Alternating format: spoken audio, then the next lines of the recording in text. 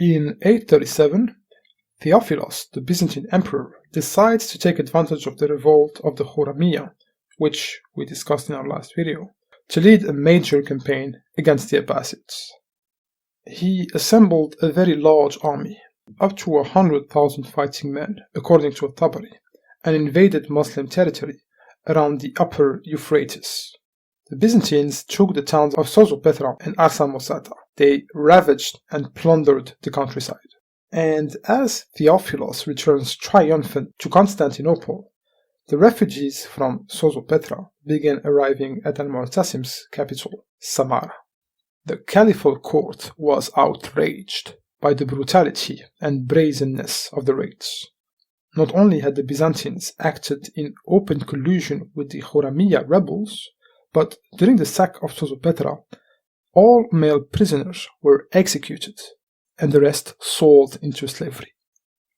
And so, with the Khurramiyya threat over, the Caliph began marshalling his forces for a reprisal campaign against Byzantium. A huge army gathered at Tarshish, some 80,000 men with 30,000 servants and camp followers, and 70,000 packed animals.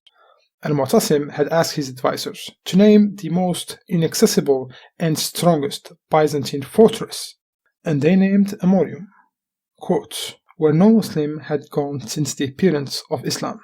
It is the eye and foundation of Christendom. Among the Byzantines, it is more famous than Constantinople, end quote. Once the decision taken, Al-Mu'tasim laid out his strategy. The army would split in two separate groups, all converging towards the same objective, which was Ankara first, but taking different paths. He sent Al-Afshin's army northeast through the pass of Melitene, while the main army would take the Cilician gates and pass through the heartlands of Cappadocia.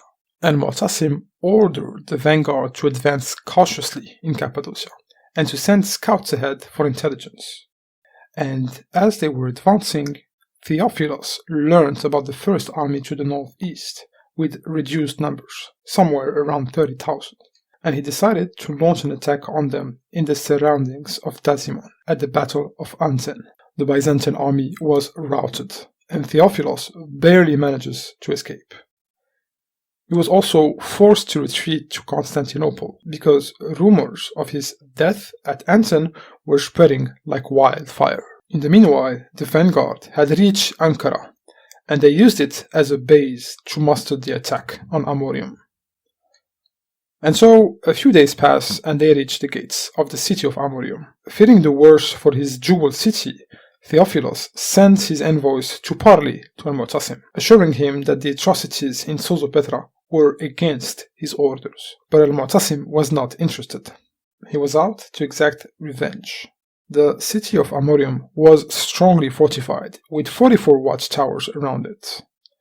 Caliph Al-Mu'tasim assigned each general to a stretch of the walls.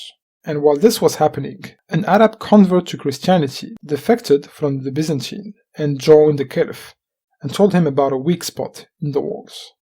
So, understandably, Al-Mu'tasim ordered his armies to put a focus on that spot.